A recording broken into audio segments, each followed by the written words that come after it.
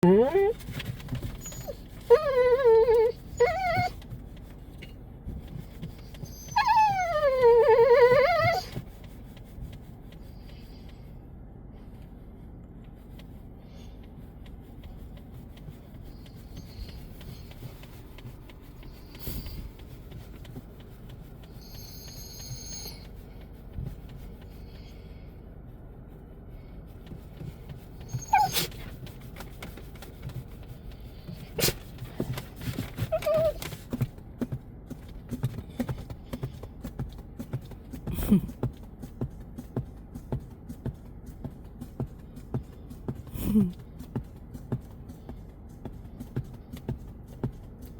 าเร็วๆครับใจจะขาดแล้วครับ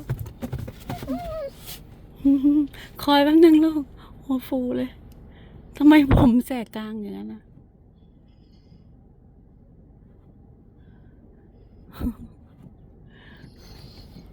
รีบหน่อยครับใจจะขาดแล้วครับใจจะขาดแล้วครับ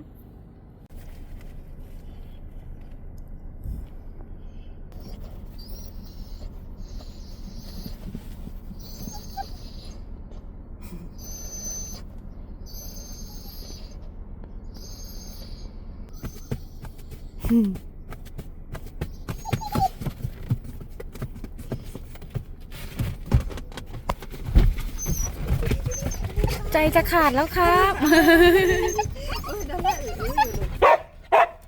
เบาๆลูก